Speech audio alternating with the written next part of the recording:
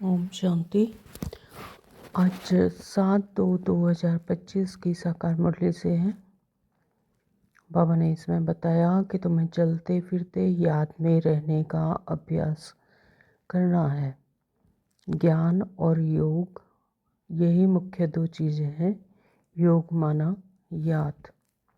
रूह वह तो है अविनाशी, शरीर है विनाशी।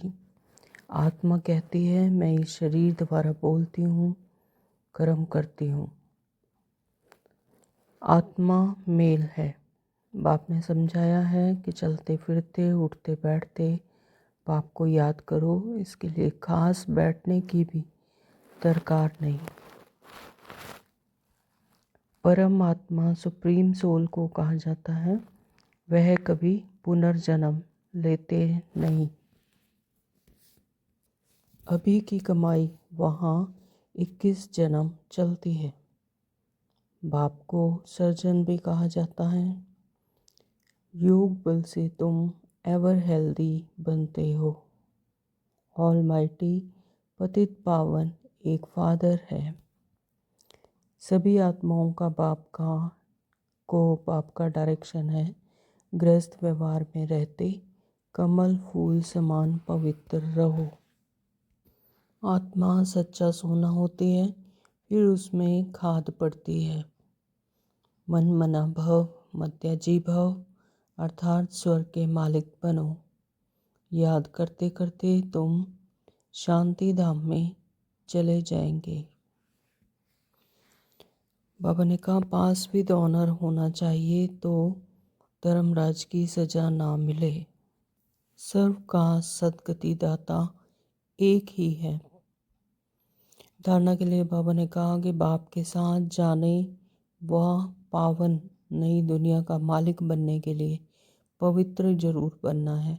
मैसेंजर बनकर मैसेज सभी को पहुंचाना है।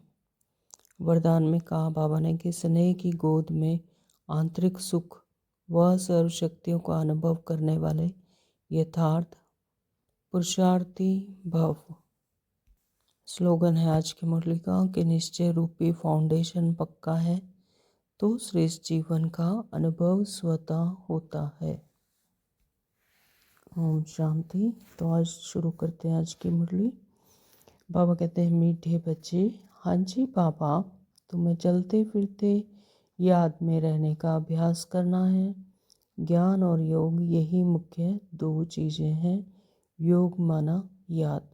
तो बाबा क्या कहते हैं कि तुम्हें चलते फिरते इस देह में आकर तो देह के कार्य तो करना ही है। तो इस 5 तत्वों की दुनिया, 5 तत्वों के बने शरीर में तुम्हें चलते फिरते याद में रहने का अभ्यास करना, यानी अपनी आत्मिक स्मृति को जगा कर रखना है। तो इसके लिए कोई खास बैठने की भी ज़रूरत नहीं है। ज्ञान और योग क्या हैं? तो मुख्य चीज़ें हैं। ज्ञान यानी जो परमात्मा हमें आकर समझ देते हैं, और योग यानी याद। तो प्रश्न किया बाबा ने, अक्लमंद होशियार, अक्लमंद यानी होशियार बच्चे कौन से हैं जो बोल मुख से नहीं बोलेंगे? वो कौन से बच्चे हैं जो होशियार बच्चे कौन से हैं जो मुख से कोई ऐसे बोल नहीं बोलेंगे? उत्तर है कि हमें योग सिखलाओ। हाँ, यह बोल अक्लमंद बच्चे नहीं बोलेंगे। हाँ, तो जैसे कि एक माँ है, वह अपना कोई भी कार्य करते हुए भी उसकी एक नज़र है हमेशा अपने बच्चे पर रहती है। तो उसको बच्चे को याद करने के लिए कोई फ़ोटो की लेकर बैठने की ज़रूरत नहीं होती, या कोई अच्छी रीति बैठकर फिर याद करती है, ऐसा नहीं। तो यानी उसकी एक नज़र हमेशा अपने बच्चे पर होती है।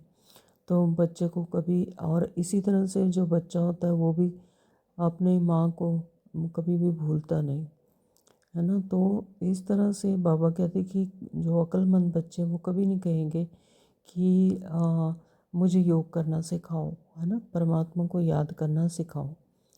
तो बाबा यहाँ यही बता रहे हैं कि यह बोल अक्लमंद बच्चे कभी नहीं बोलेंगे। बाप को याद करना सीखना होता है क्या? यह पाठशाला है पढ़ने पढ़ाने के लिए। तो यहाँ ज्ञान को अच्छा अपना परिचय परमात्मा ज्ञान के द्वारा देते हैं, उसके लिए ये पाठशाला है। ऐसे नहीं कि याद करने के लिए कोई खास बैठना है, तुम्हें कर्म करते बाप को याद करने का अभ्यास करना है। ओम शांति। ओम शांति बाबा। तो अब रूहानी बाप बैठ रूहानी बच्चों को समझाते हैं। बच्चे जानते हैं रूहानी बाप इस रथ द्वारा हमको समझा रहे हैं। तो अब जबकि बच्चे हैं तो बाप को वह किसी बहन व भाई को कहना कि मुझे बाबा को याद करना सिखाओ, यह रॉन्ग हो जाता है। यानी बच्चे अपने पिता को कैसे याद करेंगे? किसी को कहेंगे कि भाई या बहन को कि मुझे याद करना सिखाओ अपने पिता को। तो इसी तरह से बाबा के याद के लिए हमें किसी को कहना नहीं है कि मुझे याद करना सिखाओ। तो बाबा कहते कि यह रॉन्ग हो जाता है। तुम कोई छोटी बच्चियाँ तो नहीं हो ना, यह तो जानते हो मुख्य है रूह, वह तो है अविनाशी और शरीर है विनाशी। जो रूह है, आत्मा है, वह क्या है? अविनाशी है। और शरीर जो है वह जीवन मरण में आती है, 5 तत्वों की बनती है, फिर 5 तत्वों में ही विलीन हो जाती है। तो शरीर है विनाशी, बड़ा तो रूह हुआ ना, क्योंकि वह तो अविनाशी है। तो अज्ञान काल में यह ज्ञान किसी को नहीं रहता है कि हम आत्मा हैं, शरीर द्वारा बोलते हैं। तो देह अभिमान में आकर ही बोलते हैं मैं यह करता हूँ। अभी तुम मेरी देह अभिमानी बने हो, अभी तुम देह अभिमानी बने हो। आत्मा कहती है मैं इस शरीर द्वारा बोलती हूँ, कर्म करती हूँ।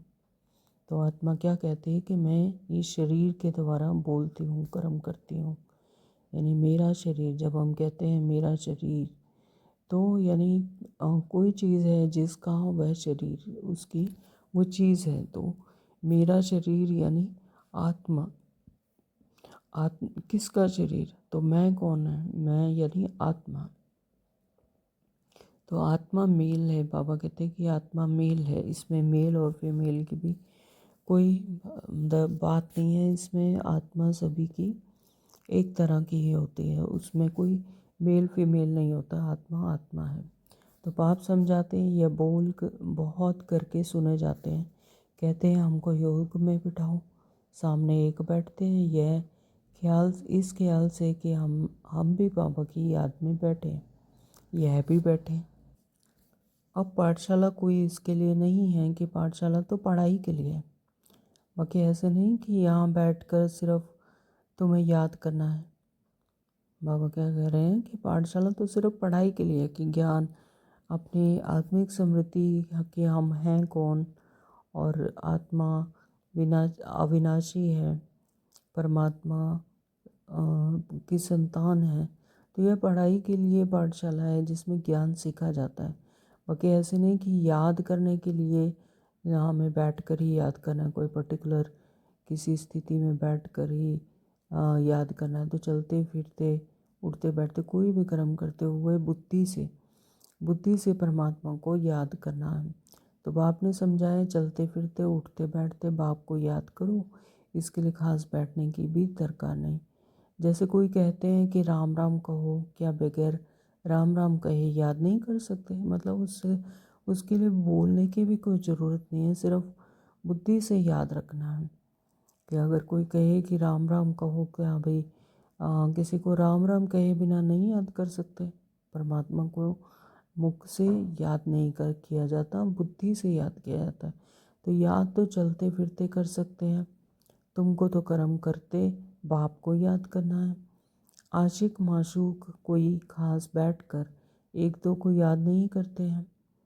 तो स्थूल में भी ऐसा देखा कि जो आशिक माशूक होते हैं तो वो कोई खास किसी को बैठकर याद नहीं करते। काम काज धंधा आदि सब करना है, सब कुछ करते अपने माशूक को याद करते रहो। ऐसे नहीं कि उनको याद करने के लिए खास कहीं जाकर याद करना, जाकर बैठना है। तो वही माँ और बच्चे का भी इसी तरह से एग्ज़ाम्पल है कि उनको किसी याद करने के लिए कोई फ़ोटो लेकर याद करने की ज़रूरत नहीं है। कहीं खास बैठकर याद नहीं करना है कि मैं अपने बच्चे को थोड़ी देर याद कर लूँ, तो वो हमेशा याद है ही। तो इसी तरह से आत्मा को भी परमात्मा को याद करने के लिए कोई ख़ास बैठने की या कुछ आधार लेने की, कि जैसे बच्चे कहते हैं कि कमेंट्री के बिना याद नहीं कर सकते, या कोई याद करवाए तो मैं याद करूं, ऐसा नहीं। तो बाबा को हमेशा ही चलते फिरते कोई भी कर्म करते, उठते बैठते सोते, है ना, तो हर तरह से बुद्धि योग परमात्मा से लगा रहे। तो याद के लिए कोई ख़ास रीति से बैठने की ज़रूरत नहीं है। तो बाबा कहते तुम बच्चे गीत या कविताएं आदि सुनाते हो, तो बाबा कह देते ये भक्ति मार्ग के हैं। कहते भी हैं शांति देवा, सो तो परमात्मा को ही याद करते हैं, ना कि श्री कृष्ण को। ड्रामा अनुसार आत्मा अशांत हो पड़ी है, तो बाप को पुकारती है, क्योंकि शांति सुख ज्ञान का सागर वह है। तो अब आत्मा अपनी जब आत्मिक स्मृति से बिल्कुल विस्मृत हो चुकी है, तो उसको याद ही नहीं कि वह कौन है, उसका असली परिचय, अपना सत्य स्वरूप भूल चुकी है, अपना ट्रुथ भूल चुकी है, परमात्मा को भूल चुकी है। तो वो क्या हो गई, अशांति हो गई है, अशांत हो गई। इसलिए परमात्मा को पुकारती है, क्योंकि शांति और सुख ज्ञान का सागर तो परमात्मा ही स्वयं। तो वही हमें याद करवा कर हमारी गुण शक्तियों को फिर से इमर्ज करवाते हैं, गुण शक्तियाँ भरते हैं, तब आत्मा में शांति सुख और आनंद आता है। तो ज्ञान और योग मुख्य दो चीज़ें हैं। योग माना याद, उन्हों का हठ योग बिल्कुल ही अलग है, तुम्हारा है राजयोग। यानी बाबा यहाँ पर भक्ति मार्ग और योग ज्ञान मार्ग की बात कर रहे हैं। तो बाबा कहते हैं उनका है हठ योग, और वो बिल्कुल ही अलग है, और हमारा क्या है, राजयोग। बाप को सिर्फ याद करना है, यानी परमात्मा को सिर्फ याद करना है। बाप द्वारा तुम बाप को जानने से सृष्टि के आदि मध्य अंत को जान गए। जैसे ही हमें परमात्मा का परिचय मिला, तो हमें इस सृष्टि चक्र के भी आदि मध्य और अंत को का ज्ञान मिला, उसे भी हम जान गए हैं। तुमको सबसे बड़ी खुशी तो यह है कि हमको भगवान पढ़ाते हैं।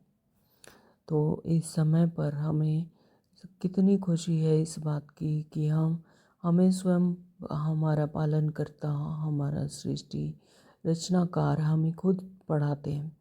तो भगवान का भी पहले पहले पूरा परिचय होना चाहिए। ऐसा तो कभी नहीं जाना कि जैसे आत्मा स्टार है, वैसे भगवान भी स्टार है। तो भक्ति मार्ग में हम कितनी भक्ति करते आए हैं हम सभी। तो ऐसा किसी ने बताया कि आत्मा भी स्टार है और परमात्मा भी स्टार है, निराकार है, ज्योति स्वरूप है, बिंदु स्वरूप है। तो वह भी आत्मा है। असल में वह भी हमारी तरह, जैसा पिता होता है वैसे ही बच्चे होते हैं। तो पिता भी हमारा बिंदु स्वरूप ज्योति स्वरूप है, और हम आत्माएं भी उसी की तरह ही ज्योति स्वरूप और बिंदु स्वरूप है। तो निराकार है, लेकिन वह परमात्मा परम आत्मा है, परम है, सर्वश्रेष्ठ है, अनंत है। तो वह हमारे पिता है। तो पिता जैसी होगी वैसे ही बच्चे होंगे, लेकिन वो जीवन मरण में नहीं आते, वो सुप्रीम है, और हम आत्माएं जीवन मरण में आती हैं। तो यह हमारा और परमात्मा का परिचय है। परंतु उनको परमात्मा सुप्रीम सोल कहा जाता है। वह कभी पुनर्जन्म लेते नहीं हैं। तो ऐसे नहीं कि वह जीवन मरण में आते हैं, नहीं, पुनर्जन्म नहीं लेते हैं, खुद आकर समझाते हैं कि मैं कैसे आता हूँ। तो त्रिमूर्ति का गायन भी भारत में है। तो त्रिमूर्ति ब्रह्मा विष्णु शंकर को कहा जाता है। तो ब्रह्मा द्वारा स्थापना, और विष्णु द्वारा पालना, और शंकर द्वारा विनाश।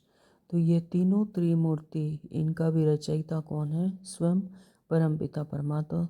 परमात्मा त्रिमूर्ति ब्रह्मा विष्णु शंकर का चित्र भी दिखाते हैं। तो शिव परमात्माए नमः कहते हैं ना, शिव को परमात्माए नमः कहते हैं। ब्रह्मा विष्णु शंकर को देवताए का नमः कहा जाता है। तो वो देवता है और शिव परमात्मा है। तो उस ऊंचते ऊंच बाप को भूल गए हैं, सिर्फ त्रिमूर्ति का चित्र दे दिया है। ऊपर में शिव जरूर होना चाहिए, जिससे यह समझे कि इनका रचयिता शिव है।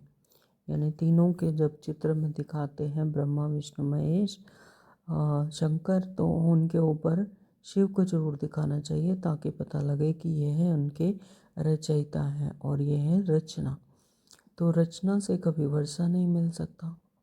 तो जब ब्रह्मा विष्णु शंकर वे स्वयं परमात्मा की रचना है, तो क्या रचना से कभी वर्षा मिल सकता है? नहीं, परमात्मा से वे रचनाकार से वर्षा मिलेगा।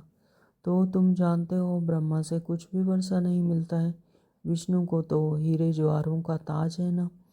तो शिव बाबा दोबारा फिर पैनी से पाउंड बने। पैनी से पाउंड यानी कोई भी हमारी वर्थ वैल्यू नहीं थी, तो उससे उन्होंने हमें वैल्यूएबल बनाया, हीरा बनाया, पाउंड बनाया। तो शिव का चित्र ना होने से सारा खंडन हो जाता है। ऊंचते ऊंचे हैं परमपिता परमात्मा, उनकी यह रचना है। अभी तुम बच्चों को पाप से स्वर्ग का वर्षा मिलता है 21 जन्मों के लिए। तो हम बच्चों को अभी परमात्मा से स्वर्ग का वर्षा मिलता है कितने जन्मों के लिए? 21 जन्मों के लिए। भल वहाँ कोई फिर भी समझते हैं लौकिक बाप से वर्षा मिला है, वहाँ यह पता नहीं कि यह बेहद के बाप से पाई हुई प्रारब्ध है। वहाँ यानी सतयुग में आत्मा भूल जाती है पर अपना जो कि हम बेहद के बाप को भूल जाती है, वहाँ याद करने की दरकार नहीं है। दुख में परमात्मा को याद कर कर के बुलाते हैं कि हे बेहद के बाप आओ, हमें अब बचाओ, हमें पतित से पावन बनाओ। तो यह यहाँ पर तमो प्रधान दुनिया में जब तमो प्रधान हो चुके होते हैं आत्मा, तब याद करती है।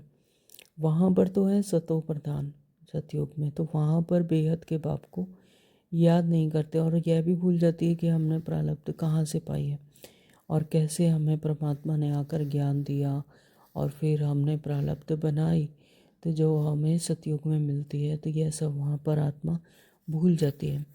तो यह तुमको अभी पता है, अभी की कमाई वहाँ 21 जन्म चलती है, तो वहाँ यह मालूम नहीं रहता, इस ज्ञान का बिल्कुल भी पता नहीं रहता।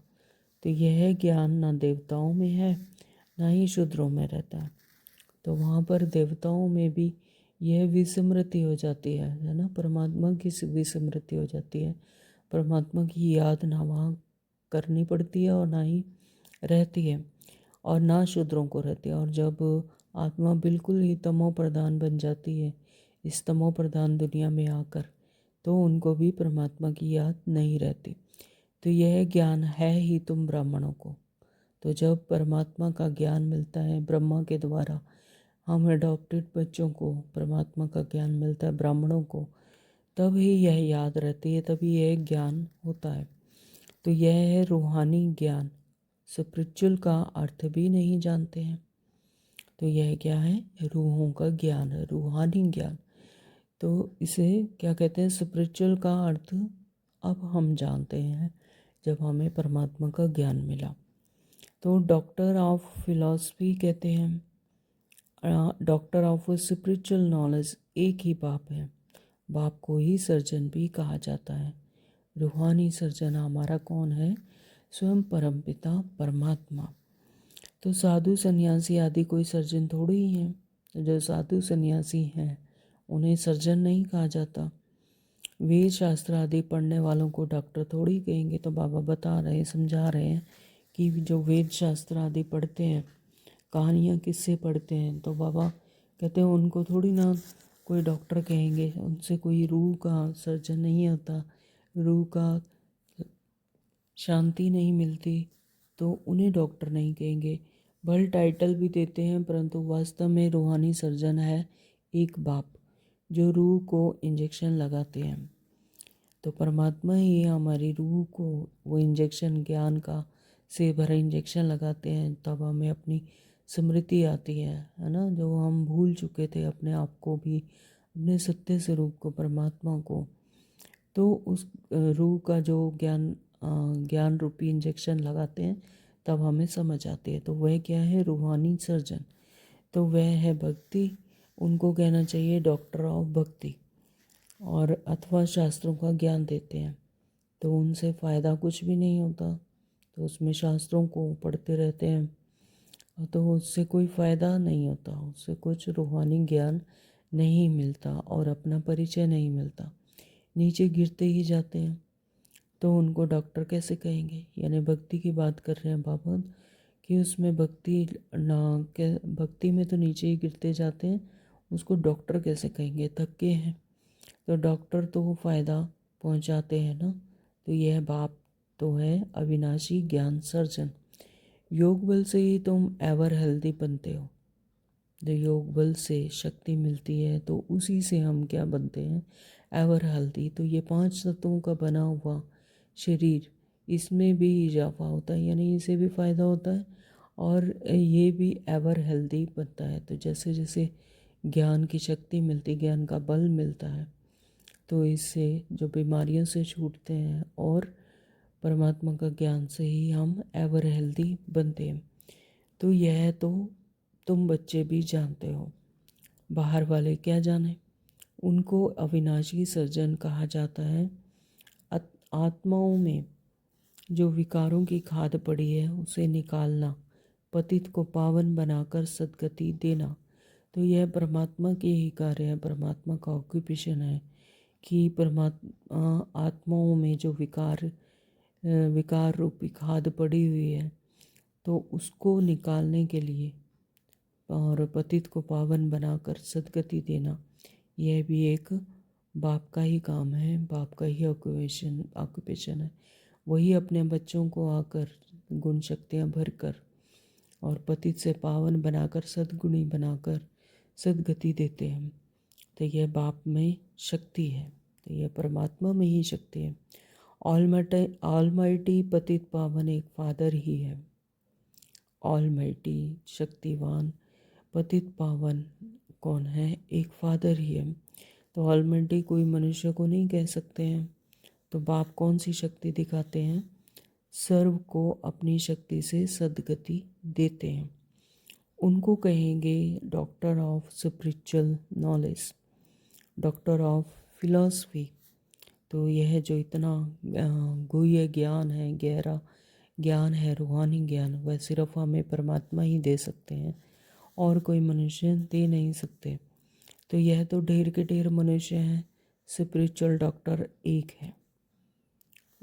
तो अब आप कहते हैं अपने को आत्मा समझ मुझ बाप को याद करो और पवित्र बनो। तो आत्मा जब परमात्मा को याद करती है तो उसके जैसे ही बन जाती, उसकी तरह ही शक्तिवान ज्ञानवान न बन जाती। प्रेम का सागर वह परमात्मा, तो उसी की तरह ही हम में भी वही गुण शक्ति आने लग जाती है। जैसे कहते हैं कि जैसा संग वैसा रंग। तो जैसे जैसे हम परमात्मा को याद करते हैं तो उसका रंग हम आत्माओं को भी लग जाता है, तो हम भी उसी की तरह ही पवित्र बन जाते हैं। मैं आया ही हूँ पवित्र दुनिया स्थापन करने, फिर तुम पतित क्यों बनते हो? बाबा कहते हैं कि मैं इस समय पर पवित्र दुनिया के स्थापन करने के लिए आया हूँ, फिर तुम उस ज्ञान को धारण करके फिर से क्यों पवित्र नहीं बनते, तुम क्यों पतित बनते हो? तो पावन बनो, पतित मत बनो। सभी आत्माओं को बाप का डायरेक्शन है। तो यह है बाप का हम सभी आत्माओं को डायरेक्शन है कि अब पावन बनो और पतित ना बनो। विकार में मत जाओ, विकारों में मत फंसो, देह भान में मत फंसो। देह में आते ही विकार अटैक करते, विकार आ जाते हैं। तो अपने आप को आत्मा समझो, ग्रस्त व्यवहार में रहते कमल फूल समान पवित्र रहो। तो जैसे कि कमल के फूल का भी एग्जाम्पल है कि कमल का फूल इतने कीचड़ में होते हुए भी सब नयारा और प्यारा होता है ना। तो उसकी कितनी पत्तियाँ, कमल डंडियाँ सब कुछ होते हुए भी वह बिल्कुल उन सब से भी अलग। तो बाबा इसी तरह कहते हैं कि हमें भी ग्रस्त में रहते हुए भी कमल फूल समान पवित्र बनो, यानी उनमें रहते हुए भी अपने आप को बुद्धि से परमात्मा की तरफ जोड़ कर रखो, पतित पने में मत जाओ, देहभान में मत फंसो और आपको स्वयं को आत्मा समझ परमात्मा को याद करो। तो बाल ब्रह्मचारी बनो तो फिर पवित्र दुनिया के मालिक बन जाएंगे। बाल ब्रह्मचारी बनो तो फिर बाबा कहते हैं कि पवित्र दुनिया के मालिक बन जाएंगे। इतने जन्म जो पाप किए हैं, अब मुझे याद करने से पाप भस्म हो जाएंगे। जो 63 जन्मों से देहभान में आकर पाप किए हैं, तेरा मेरा, है ना, ईर्ष्या द्वेष, ये सब जो पाप किए हैं, तो परमात्मा की जैसे जैसे याद करते हैं, परमात्मा के सानिध्य में बैठकर परमात्मा से कंबाइंड स्वरूप में याद करते हैं जब परमात्मा को, तो वह सब पाप क्या हो जाते हैं, भस्म हो जाते हैं, उनका कोई हिसाब किताब नहीं बनता। तो यानी मूल वतन में पवित्र आत्माएं ही रहती हैं। अब जो मूल वतन परम धाम की बात है कि बाबा कहते हैं कि वहाँ पर पवित्र आत्माएं ही रहती हैं, पतित कोई जा नहीं सकते। तो जब तक यहाँ से कर्म भोग से या याद से अपने विकर्मों को जब तक भस्म नहीं करते, तब जब तक आत्मा पवित्र नहीं होती, अपने हिसाब किताब चुकतू नहीं करती, तब तक उस परम धाम में जा नहीं सकते, जो कि हम आत्माओं का रहने का स्थान है। तो बुद्धि में यह तो याद रखना ही है। बाबा हमको पढ़ाते हैं। स्टूडेंट ऐसे कहेंगे क्या कि हमको टीचर की याद सिखलाओ। मतलब अगर स्कूल में भी अगर बच्चे हैं, पढ़ते हैं, तो वो कभी कहेंगे कि हमें टीचर की याद कराओ, तो टीचर तो उन्हें स्वयं ही याद रहता है। तो इसी तरह से बाबा भी हमको पढ़ाते हैं, वह भी हमारा सुप्रीम टीचर है। तो हम बच्चे ऐसे तो नहीं कहेंगे कि टीचर की हमें याद सिखलाओ। तो याद सिखलाने की क्या दरकार है। तो यहाँ संदली पर कोई ना बैठे तो भी हर्जा नहीं। बाबा कहते कि यहाँ पर जैसे स्थूल में भी संदली पर कोई बैठे या ना बैठे उसका भी हर्जा नहीं। हमें बुद्धि से परमात्मा को याद करना है। अपने बाप को याद करना है। तुम सारा दिन धंधे दूरी आदि में रहते हो तो भूल जाते हो, इसलिए यहाँ बिठाया जाता है। बाबा कहते कि जैसे क्लास में जाकर बाबा को याद करते हैं बच्चे, तो कि धंधा दौरी में उतनी याद नहीं रहती, उसमें भूल जाते हैं, तो इसलिए कहते हैं कि यहाँ आकर याद करो। तो यह 10-15 मिनट भी याद करें तो सारे दिन में या 1 घंटे के बाद में, जैसे ट्रैफिक कंट्रोल जो बचता है, तो वो इसीलिए होता है कि आत्मा इस अपने कर्म करते हुए कर्मों में ही ना फंसी रहे, तो दोहरा धंधी में ही ना फंसी रहे, भी अपना याद करे अपने आप को, परमात्मा को, अपनी स्मृति में रहे और परमात्मा को याद करे। तो तुम बच्चों को तो काम काज करते याद में रहने की आदत डालनी है। तो धीरे धीरे क्या होता है कि अपनी बुद्धि को जब परमात्मा से याद करते हैं, जैसे ट्रैफिक कंट्रोल या इस तरह से बैठकर याद करते हैं 1 घंटे के बाद, तो इस तरह से फिर आदत पड़ जाती है, तो फिर परमात्मा भूलता नहीं। तो तुम बच्चों को याद करते करते ये बाबा कहते कि याद में रहने की बुद्धि से, बुद्धि योग हमारा ज्ञान है ही बुद्धि योग का, तो यानी बुद्धि से परमात्मा की तरफ ही रहे, तो याद करते रहें, तो ऐसी आदत पड़ जाती है। तो आधा कल्प बाद माशूक मिलता है। तो अभी माशूक एक परमात्मा क्या है, माशूक, और हम सब आत्माएं हैं आशिक। तो बाबा कहते कि आधा कल्प के बाद अब मिलता है। तो जब हम विस्मृत हो जाते हैं, अब परमात्मा हमें आकर संगम युग पर आकर आपने स्मृति दिलाते हैं, तो अब हमें मिलते हैं।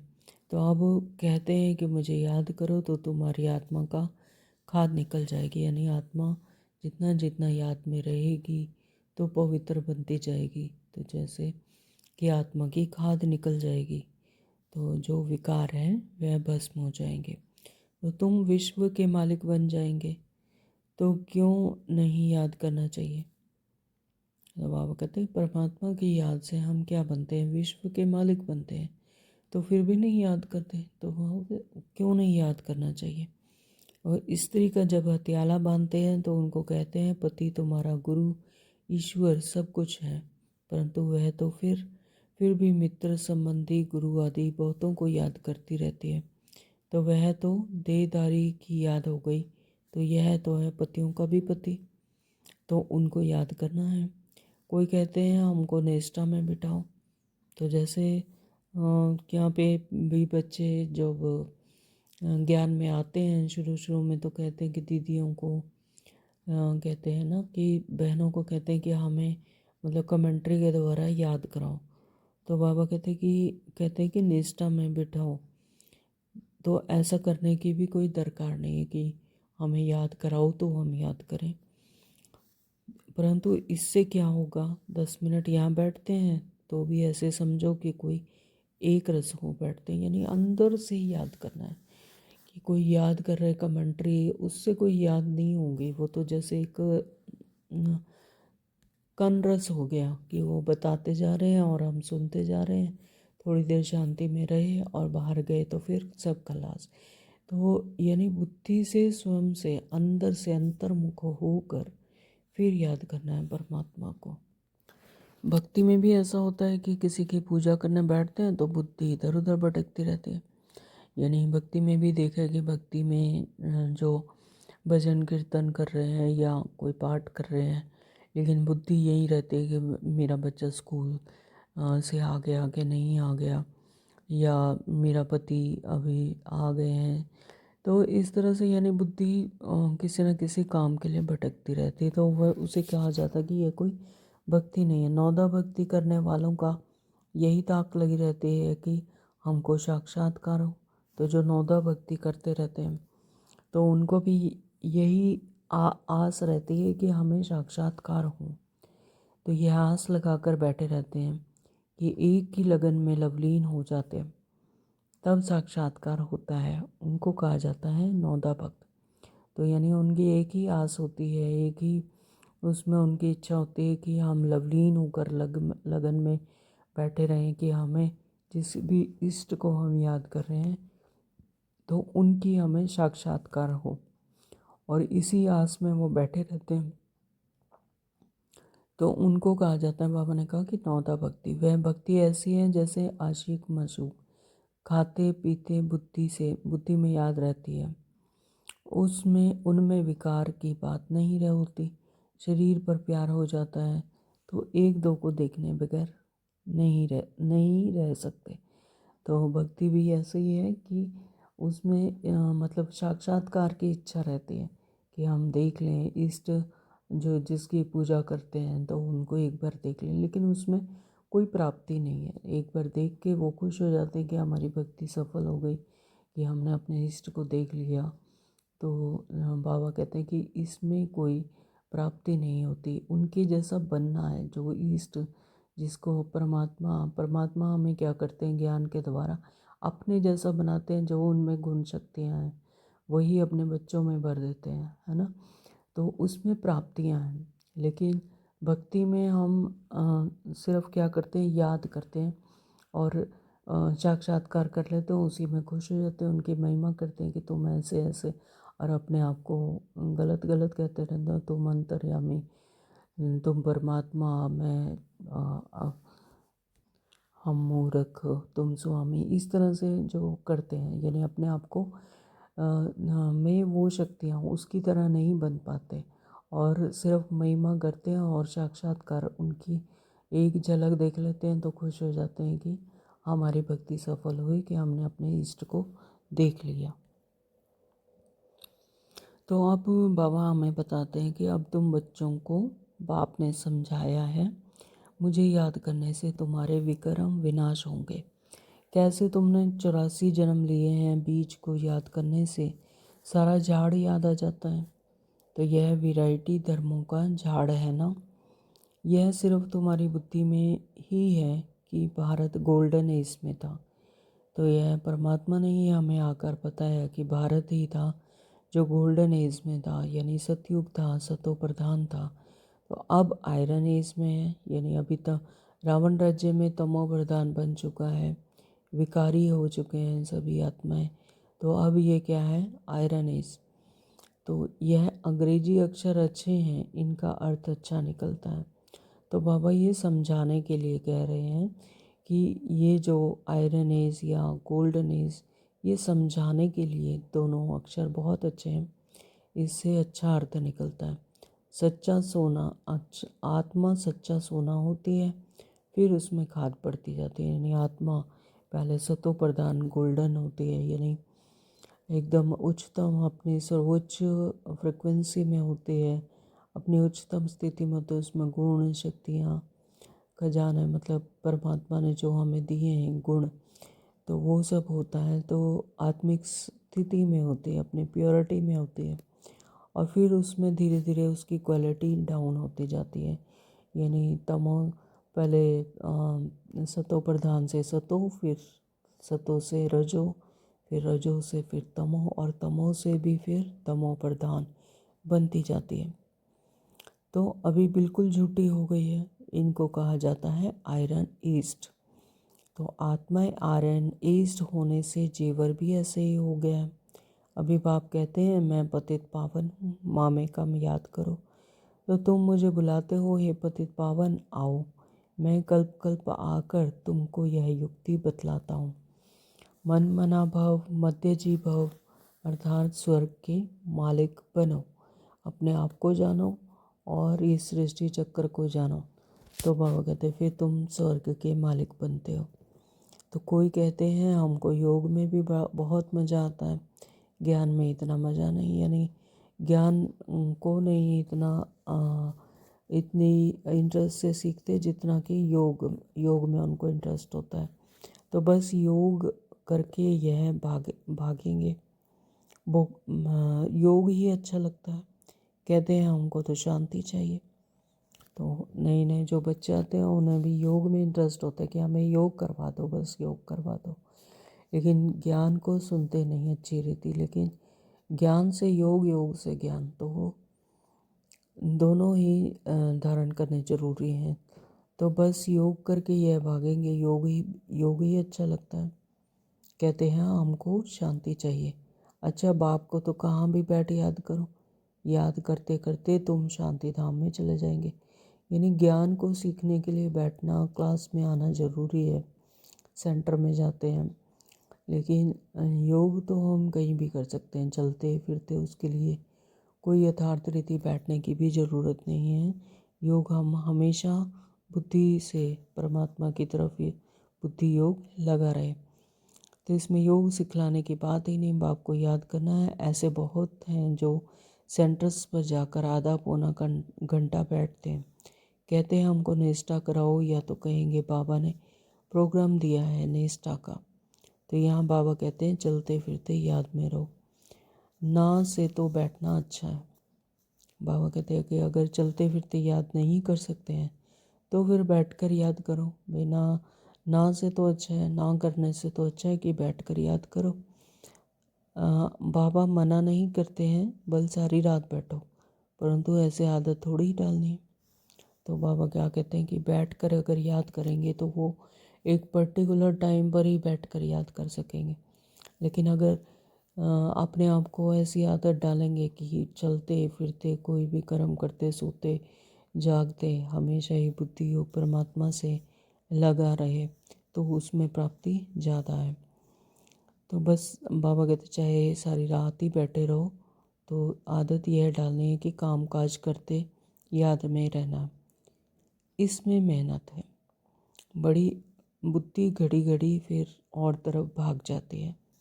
तो सब कुछ करते हुए सभी बाकी आत्माओं के साथ रहते हुए, लोगों के साथ रहते हुए, संबंध संपर्क में भी रहते हुए परमात्मा को याद करना, तो बाबा कहते हैं इसमें मेहनत है। भक्ति मार्ग में भी बुद्धि भाग जाती है, फिर अपने को चुटकी काटते हैं। सच्चे भक्त जो होते हैं उनकी बात करते हैं। तो यहाँ भी अपने साथ ऐसी ऐसी बातें करनी चाहिए। बाबा को क्यों नहीं याद किया? याद नहीं करेंगे तो विश्व के मालिक कैसे बनेंगे?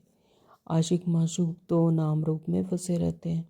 यहाँ तो तुम अपने को आत्मा समझ बाप को याद करते हो, यानी हम बिंदी हैं, बिंदी आत्मा परमात्मा को याद करते हैं।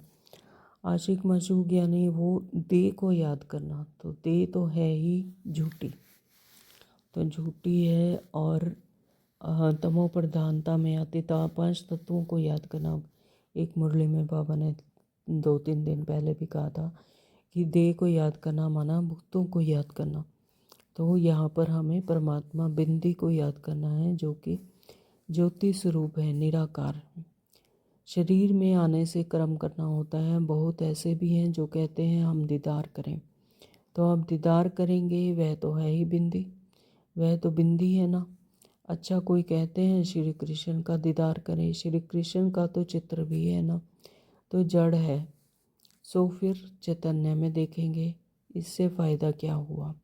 साक्षात्कार से थोड़े ही फ़ायदा होगा, तो साक्षात्कार से कोई फ़ायदा नहीं है। अपने इष्ट को याद किया और देख लिया तो उसमें कोई प्राप्ति तो हुई नहीं। तो तुम बाप को याद करो तो आत्मा पवित्र हो। तो हम जब आत्मिक स्मृति में रहकर उस परमात्मा को याद करते हैं, बिंदु स्वरूप में, निराकार ज्योति स्वरूप में, सो हमको आत्मा समझ परमात्मा को याद करते हैं, तो आत्मा पवित्र बनती जाती है। नारायण का साक्षात्कार होने से नारायण थोड़ी ही बन जाएंगे। तो बाबा कहते हैं अगर कोई समझे कि हम अपने इष्ट को याद कर रहे हैं और उनका साक्षात्कार हो जाए, तो क्या हम उनके जैसा बन जाएंगे? नहीं। लेकिन परमात्मा की याद से हम ज्ञान धारण करके जब परमात्मा बिंदु स्वरूप को याद करते हैं, तो हम उनके जैसे ही ज्ञान का सागर, मास्टर ज्ञान सागर, उनकी तरह ही गुणवान, शक्तिवान बन जाते हैं। बाबा कहते तुम जानते हो हमारी एम ऑब्जेक्ट है ही लक्ष्मी नारायण बनने की, परंतु पढ़ने बगैर थोड़े ही बनेंगे कि हम बाबा को याद करके लक्ष्मी नारायण बनने की हमारा एम ऑब्जेक्ट है। तो जब हम उनकी तरह उनके गुण शक्तियों को धारण नहीं करेंगे, उनकी तरह बनेंगे नहीं, अपनी उतनी पवित्र नहीं बनेंगे, उतनी मेहनत करके बुद्धि योग लगाकर परमात्मा से अपने विक्रम विनाश नहीं करेंगे, तो फिर कैसे बनेंगे? पढ़कर होशियार बनो, प्रजा भी बनाओ, अब लक्ष्मी नारायण बनेंगे, तब लक्ष्मी नारायण बनेंगे। मेहनत है, पास विद ऑनर होना चाहिए, तो धर्मराज की सजा ना मिले, जो धर्मराज की सजा ना मिले। पास विद ऑनर यानी अपने ज्ञान और ज्ञान से धारण करके योग परमात्मा का से कनेक्ट होकर अपने विकर्मों को विनाश करके पास विद ऑनर जब बनेंगे, तो धर्मराज की सजा से बचेंगे। तो यह मुरब्बी बच्चा भी साथ है। यह भी कहते हैं कि तुम तीखे जा सकते हो, बाबा के ऊपर तो कितना बोझा है, सारा दिन कितने ख्यालात में करने पड़ते हैं, हम इतना याद नहीं कर सकते हैं। भोजन पर थोड़ी याद रहती है, फिर भूल जाते हैं। बाबा ब्रह्मा बाबा की बात बताते हैं कि वे समझते हैं कि मैं बाबा और हम दोनों सैर करते हैं, सैर करते करते बाबा को भूल जाता हूँ। खिसकनी वस्तु है ना, याद क्या है, खिसक जाती हैं। तो बाबा कहते हैं खिसकनी वस्तु है, घड़ी घड़ी याद खिसक जाती है, तो इसमें बहुत मेहनत है। याद से ही आत्मा पवित्र होनी है, तो याद से ही आत्मा पवित्र होनी है, याद से ही हमारे विक्रम विनाश होते हैं, फिर हम तमो प्रधान से सतो प्रधान बनते हैं, सिर्फ एक याद से। बहुतों को पढ़ाएंगे तो उच्च पद पाएंगे, जो अच्छा समझते हैं वे अच्छा पद पाएंगे। समझाते हैं तो प्रदर्शनी में कितनी प्रजा बनती है, तुम एक एक लाखों की सेवा करेंगे तो फिर अपनी भी अवस्था ऐसी चाहिए। कराने वाला करावनहार कौन है? परमात्मा। और हम आत्माएं क्या है? करणहार। लेकिन वह परमात्मा हमें निमित्त बनाकर हमें ऊंच पद दिलाते हैं। तो निमित्त जो आत्माएं बनती हैं, तो बाबा उनको फिर ऊंच पद दिलाते हैं। बाबा कहते तुम एक एक लाख की सेवा करेंगे, फिर अपनी भी अवस्था ऐसी चाहिए। कर्मातीत अवस्था हो जाएगी, फिर शरीर नहीं रहेगा। कर्मातीत जब कोई भी कर्म बंधन नहीं रहेगा, किसी भी आत्मा से कोई हिसाब किताब नहीं रहेगा, सब चुकतू हो जाएंगे, कर्मा अतीत अवस्था हो जाएगी, यानी कोई भी कर्मों का करने का कोई भी दरकार नहीं, कर्म बंधन खत्म। तो फिर ऐसी अवस्था हो जाएगी, फिर शरीर नहीं रहेगा, तो फिर शरीर की क्या ज़रूरत। तो जब कर्म बंधन में आने के लिए, कर्म करने के लिए ही शरीर में आते हैं, तो जब ये कर्म बंधन अभी इस संगम युग पर समाप्त हो जाएंगे तो शरीर भी नहीं रहेगा, यानी अपने सत्य स्वरूप में, अपने सत्य घर में वापस चले जाएंगे। तो आगे चल तुम समझेंगे, अब लड़ाई ज़रूर हो जाएगी, फिर ढेर तुम्हारे पास आते रहेंगे। कल भी बाबा ने मुरली में समझाया कि जैसे ही कर्मातीत अवस्था को पा लेगी, आत्मा संपन्न बन जाएगी, तो विनाश शुरू हो जाएगा। तो यानी अब लड़ाई जोर हो जाएगी, फिर ढेर तुम्हारे पास आते रहेंगे, महिमा बढ़ती जाएगी। अंत में सन्यासी भी आएंगे, बाप को याद करने लग पड़ेंगे। तो जो सन्यासी हैं वो हठ योग करते हैं, तो वह भी परमात्मा का उनको भी परिचय मिलेगा, यानी ड्रामा में नूंद है। बाबा कहते फिर बाप को याद करने लग पड़ेंगे, तो उनका पार्ट भी मुक्ति धाम में जाने का है। नॉलेज तो लेंगे नहीं, तो तुम्हारा मैसेज सभी आत्माओं तक पहुंचता है। तो वो क्या करते हैं, ब्रह्म तत्व से योग लगाते हैं, यानी ब्रह्म तत्व को ही परमात्मा मान लेते हैं, तो ब्रह्म तत्व को ही याद करते रहते हैं। तो बाबा कहते हैं कि वो नॉलेज तो लेंगे नहीं, यानी वो इस आदि मध्य अंत का नॉलेज नहीं लेंगे, क्योंकि ऐसा दरकार ही नहीं, क्योंकि ड्रामा में नून नहीं है। तो तुम्हारा मैसेज सभी आत्माओं तक पहुंचता है, अखबारों द्वारा बहुत सुनेंगे, कितने गांव हैं, सबको पैगाम देना है। पैसेंजर पैगंबर तुम ही हो, तो पतित से पावन बनाने वाला और कोई नहीं है सिवाय बाप के। ऐसे नहीं कि धर्म संस्थापक किसको पावन बनाते हैं, उनका धर्म तो वृत्ति को पाना है। जो देवताएं कहते हैं धर्म संस्थापक हैं, तो वो क्या करते हैं, वो पावन नहीं बनाते हैं, वो धर्म की वृद्धि करते हैं। तो वो आते हैं तो फिर उनके धर्म की आत्माएं भी और परम धाम से, शांति धाम से उतर कर उस टाइम पर आती है, फिर धर्म को फॉलो करती है, यानी वृद्धि को पाती जाती है। तो वह वापस जाने का रास्ता कैसे बताएंगे, तो वापस पतित से पावन बने बिना बगैर तो वापस जा ही नहीं सकते, तो वह सिर्फ परमपिता परमात्मा ही बताते हैं। तो धर्म संस्थापक पतित पावन नहीं बनाते, इसलिए वापस जाने का रास्ता भी नहीं बता सकते। सर्व का सद्गति दाता एक ही है, तो हम सब आत्माओं का, चाहे वो किसी भी धर्म की हो, किसी भी राज्य की हो, तो उनको सद्गति देने वाला सिर्फ एक परमपिता परमात्मा ही है। तुम बच्चों को अब पवित्र जरूर बनना है, बहुत हैं जो पवित्र नहीं रहते। काम महाशत्रु है ना, अच्छे अच्छे बच्चे गिर पड़ते हैं, कुदृष्टि भी काम का ही अंश है, यह बड़ा शैतान है। बाप कहते हैं इस पर जीत पहनो तो जगत जीत बन जाएंगे। बाबा क्या कहते हैं कि इस पर जीत पहनो तो जगत जीत बन जाएंगे। कुदृष्टि, बाबा ने कल परसों की मुरली में भी कहा कि कुदृष्टि भी काम का ही अंश है। किसी पर विकारी दृष्टि नहीं डालो, विकार में फंस जाते हैं। तो बाबा कहते कुदृष्टि काम का ही अंश है, यह बड़ा शैतान है, तो इस पर जीत पहनो तो जगत जीत बन जाएंगे। अच्छा, मीठे मीठे सिखल दे बच्चों प्रति माता पिता बाप दादा का याद प्यार और गुड मॉर्निंग। रूहानी बाप की रूहानी बच्चों को नमस्ते। हम रूहानी बच्चों के रूहानी बाप को नमस्ते जी, नमस्ते जी, नमस्ते जी। शुक्रिया बाबा, आपका बहुत बहुत शुक्रिया। धारणा के लिए मुख्य सार में बाबा ने कहा, काम काज करते याद में रहने की आदत डालनी है। बाप के साथ जाने व पावन नई दुनिया का मालिक बनने के लिए पवित्र जरूर बनना है, यानी पावन दुनिया में जाने के लिए पावन बनना जरूरी है।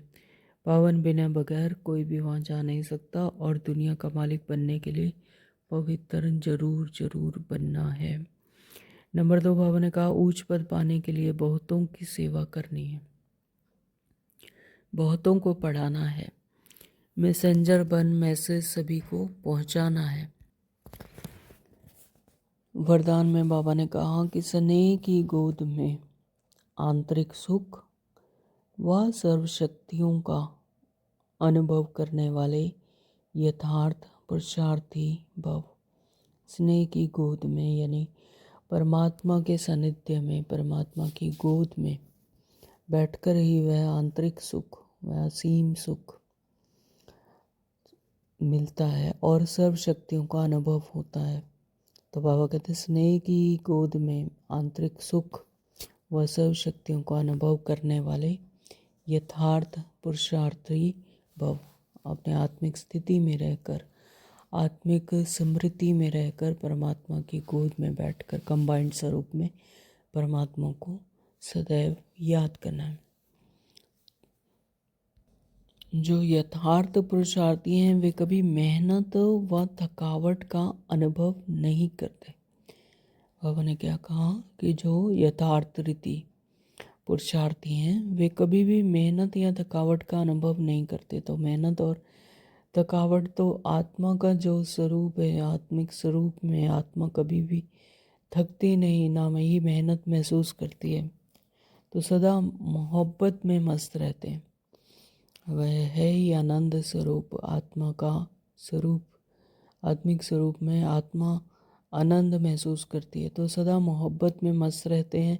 वे संकल्प से भी सरेंडर होने के कारण अनुभव करते हैं कि हमें बाप दादा चला रहे हैं, मेहनत के पाँव से नहीं लेकिन स्नेह की गोदी में चल रहे हैं।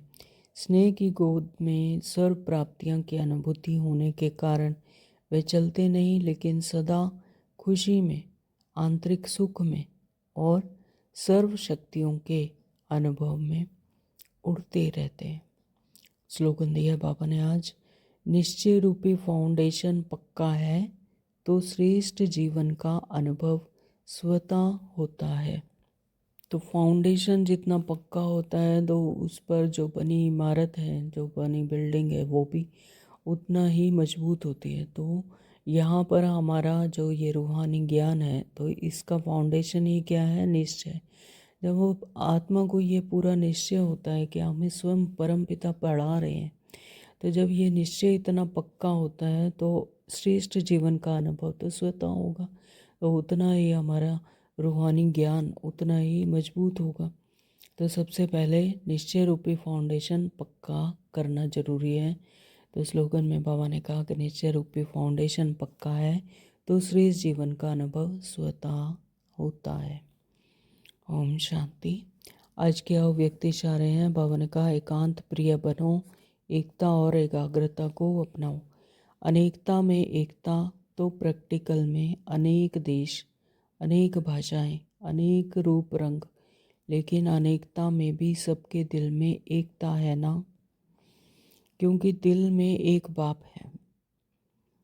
एक श्रीमत पर चलने वाले हो, अनेक भाषाओं में होते हुए भी मन का गीत, मन की भाषा एक है, क्योंकि सभी आत्माओं का आत्मिक स्वरूप है वो एक है। तो बाबा कहते कि अनेकता में भी एकता। प्रैक्टिकल में भी जैसे स्थूल में देखते हैं कि अनेक देश हैं, भाषाएं हैं, रूप रंग अलग हैं, तो अनेकता में भी लेकिन सबके दिल में एकता, एक बाप और सभी का आत्मिक स्वरूप एक, एक समान, एक स्वरूप। तो इसलिए दिल में एक बाप है तो एक श्रीमत पर चलने वाले हमारे श्रीमत एक है। तो अनेक भाषाएं होते हुए भी मन का गीत और मन की भाषा एक, एक ही संकल्प। Om Shanti. Thank you Baba.